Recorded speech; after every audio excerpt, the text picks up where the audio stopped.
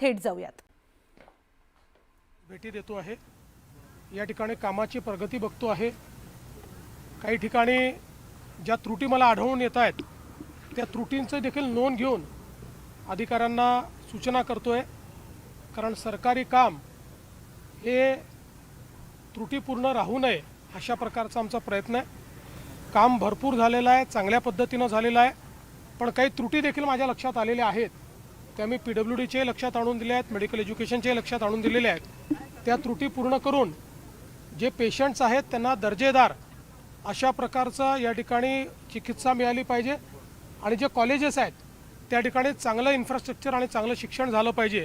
अशा दोन्ही गोष्टींवर आम्ही या ठिकाणी लक्ष फोकस केलं आहे। महात्मा फुले ज्या पद्धतीनं काम सुरू आहे या हॉस्पिटलमध्ये, एका हॉस्पिटलला 4 कोटी रुपये मिळालेले आहे या हॉस्पिटलला, अशा पद्धतीनं राज्यभर अनेक ठिकाणी पैसे मिळतात, इन्शुरन्सचे पैसे महात्मा फुले योजनेतून मिळतात गव्हर्नमेंटला। मला असं वाटतं की आम्ही एक अतिशय उचित निर्णय घेतला की महात्मा फुले योजना ही आमच्या सरकारी हॉस्पिटल्सला लागू केली, कारण सरकारी हॉस्पिटल्समध्ये चांगलं इन्फ्रास्ट्रक्चर आहे, चांगले डॉक्टर्स आहेत, व्यवस्था आहेत।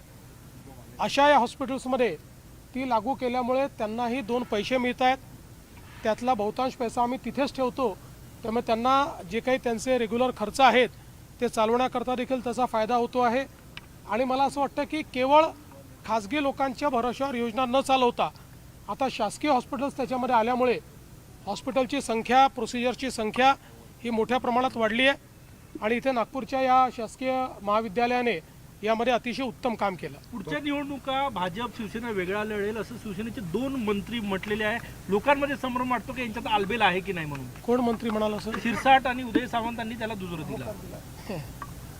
मला असं वाटतं की शिवसेनेमध्ये बोलण्याचा अधिकार हा केवळ एकनाथ शिंदेजींना आहे। एकनाथ शिंदेजींनी जर काही एखादं स्टेटमेंट त्या ठिकाणी दिलं तर मला तुम्ही त्याच्यावर विचारलं पाहिजे।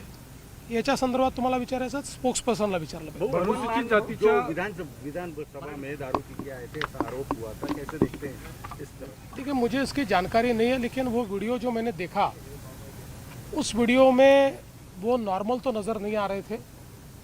चूँकि मेरे पास अभी उसकी पुख्ता जानकारी नहीं है तो उसको पुष्टि करना ये ठीक नहीं है, पर अगर इस प्रकार के आरोप लगते हैं तो बहुत गंभीर है। अनुसूचित जातीच्या आरक्षणाचं जे उपवर्गीकरण होतं त्यावरून अनेक संभ्रम आहे, मंत्र्यांमध्ये देखील आहे, नागरिकांमध्ये देखील आहे। सरकारची त्या संदर्भात सगळ्यांना आपण ऑब्जेक्शन करता वेळ दिलेला आहे। हे जे वर्गीकरण आहे सर्वोच्च न्यायालयाच्या आदेशान्वये होतं आहे, त्याच्यावर माननीय उच्च न्यायालयाच्या न्यायाधीशांना, निवृत्त न्यायाधीशांना 1 मॅन कमिटी नेमली होती, त्यांनी त्यांचा प्रस्ताव दिला आहे। आता पुन्हा नव्याने लोकांचं म्हणणं आहे की आम्हाला सजेशन, ऑब्जेक्शन द्यायचे, ते आम्ही ऐकून घेऊ आणि त्यानंतर मग त्याचा अंतिम निर्णय सर्वोच्च न्यायालयाने दिलेल्या गाईडलाईन्सच्या आधारे घेतला जाईल। भाऊ, काँग्रेसचे नेते आणि कार्यकर्ते चिंतेत आहेत, कारण प्रत्येक निवडणुकीमध्ये त्यांना माघार घ्यावी लागते। मला असं वाटतं की काँग्रेस पक्षाची महाराष्ट्रामधली परिस्थिती ही अतिशय नाजूक आहे। आता तो त्यांचा पक्ष आहे, त्याच्यावर काय कारवाई करायची त्यांनी ठरवलं पाहिजे, पण एक बाहेरचा पक्ष म्हणून देखील मी जेव्हा पाहतो त्यावेळी इतक्या जुन्या पक्षाची अवस्था पाहून मला असं वाटतं की निश्चितपणे त्यांच्या कार्यकर्त्यांची कीव करावी अशीच परिस्थिती आहे। थँक्यू भाऊ। आपण पाहतोय नागपुरातनं मुख्यमंत्री फडणवीस बोलत होते। यावेळी इतर कुणाबाबत बोलायचं असेल तर त्यांच्या प्रवक्त्यांना विचारा, आणि शिवसेनेबद्दल बोलायचं शिंदेंचाच अधिकार आहे अशा शब्दात त्यांनी आपलं मत या ठिकाणी व्यक्त केलंय।